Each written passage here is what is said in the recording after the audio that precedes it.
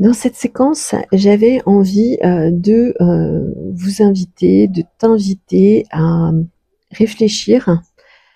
aux investissements que tu fais, aux dépenses que tu engages, euh, et à te poser la question de l'enrichissement de cette matrice, de l'enrichissement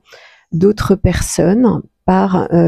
l'achat d'objets, de produits, de biens souvent très inutiles, hein, très artificiels, très éphémères, versus l'engagement, l'investissement en toi-même, euh, dans cette fabuleuse machine qui est ton corps, hein, qui est ton esprit, et voir comment les fruits, les bénéfices, combien ça peut te rapporter si tu commences à investir en toi, sur toi,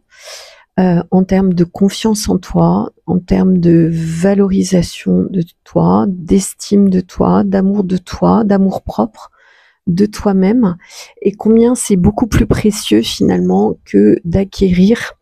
des choses en superficialité, dans le paraître, que peuvent être d'ailleurs une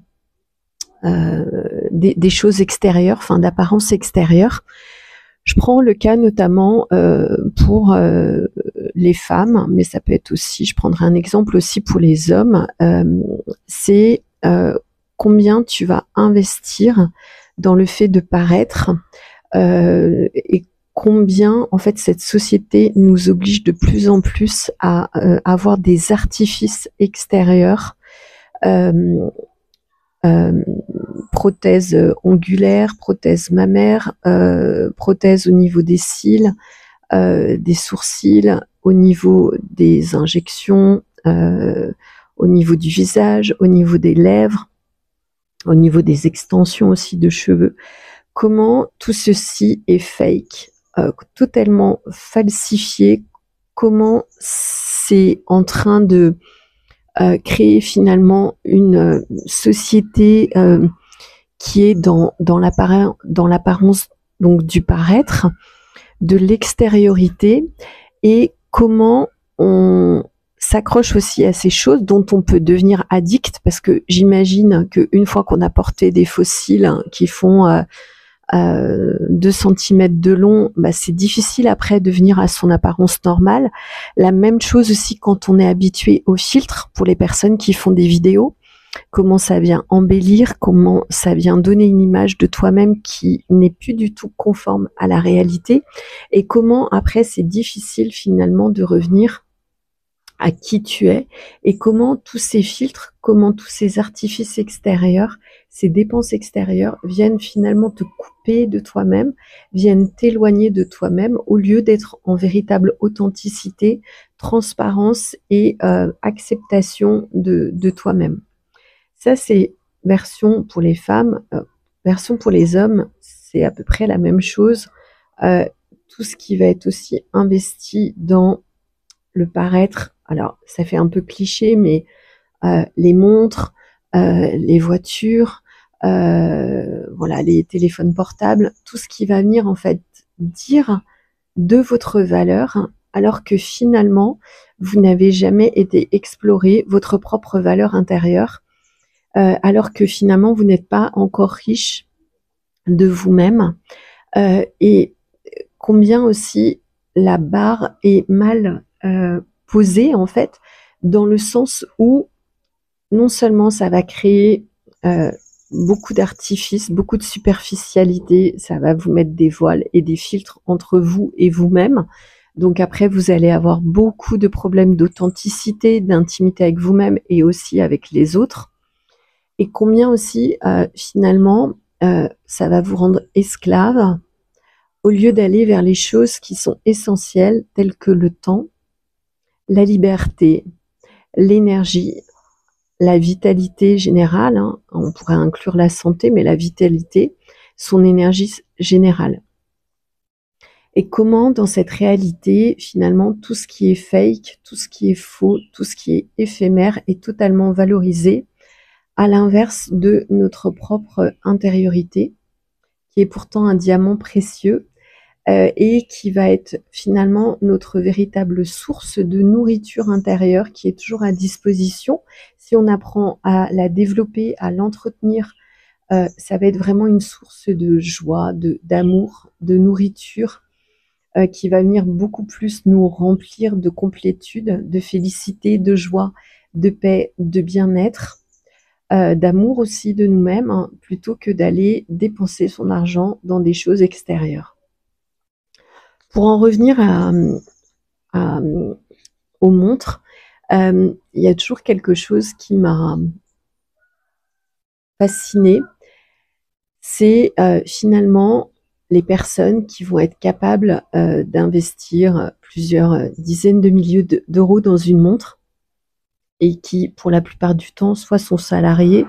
soit sont totalement esclaves de leur temps et vont avoir une montre à 20 000, à 30 000 euros et pourtant une pause déjeuner qui va être enfermée dans un délai d'1 heure sans avoir la liberté finalement de leur temps. Et comment c'est totalement aberrant d'avoir de l'argent, de l'investir dans des objets matériels qui nous donnent un sentiment de richesse, alors qu'à côté de cela, on n'a pas forcément la richesse, on n'est pas forcément riche de son temps ou de son énergie, on n'est pas riche de sa liberté. Et comment, dans cette matrice, dans cette société, en fait, on inverse les valeurs et tout ce qui concerne notre propre esprit, notre état d'être, notre mindset, notre mentalité, notre rapport à nous-mêmes est totalement sous-évalué versus le rapport à l'extériorité, à la matérialité, à la superficialité, à la société, au paraître, est beaucoup plus mis en avant et privilégié. Et ça concourt vraiment à nous ôter beaucoup d'intimité avec nous-mêmes, beaucoup d'authenticité. Ça nous empêche de faire le retour à soi, de nous connecter. Alors, j'aime pas vraiment le mot d'âme, mais pour voilà, une facilité de langage, je parlerai d'âme. Comment ça nous empêche de nous connecter à notre mission d'âme, notre mission de vie, ce pourquoi nous sommes venus sur Terre. Je ne pense pas que nous soyons venus sur Terre pour expérimenter l'achat de biens éphémères, avec le plaisir éphémère que cela procure, l'addiction aussi, et finalement la baisse de dopamine que ça crée tout de suite après, qui nous fait retourner dans notre mal-être. Donc en fait, il faut bien voir comment de nous-mêmes, par notre inconscience ou notre non-connaissance, nos consciences, non-conscience, oui, nous venons entretenir ce phénomène d'addiction au futile au lieu d'aller se remplir du subtil. Ça vient nourrir notre addiction à l'éphémère au lieu d'aller finalement contempler l'impermanence de notre paix intérieure, de notre sentiment d'existence au monde, notre complétude, notre béatitude, notre félicité,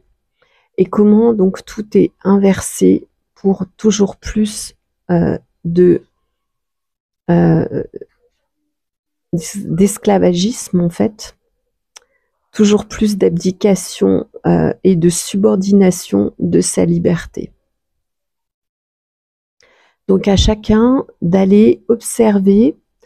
qu'est-ce qui fait du sens, qu'est-ce qui est le plus valorisant en fait dans sa vie. Est-ce que c'est l'apparence physique? Est-ce que c'est tous les artifices et les implants, les explants qu'on va aussi pouvoir avec lesquels on va pouvoir se travestir, finalement, qui vont encore plus nous créer de la souffrance, nous couper de nous-mêmes, au lieu d'être dans un sentiment d'acceptation et de valorisation de qui nous sommes sur le plan naturel et sur le plan originel et sur le plan existentiel. Voilà, je voulais vous laisser avec cette sorte de méditation intérieure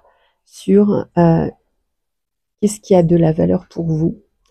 qu'est-ce qui est source de véritable bonheur et de paix, et qu'est-ce qui est source de souffrance, et qu'est-ce qui alimente aussi la souffrance, et qui alimente, qui continue à l'intérieur de nous d'alimenter cette souffrance. Voilà.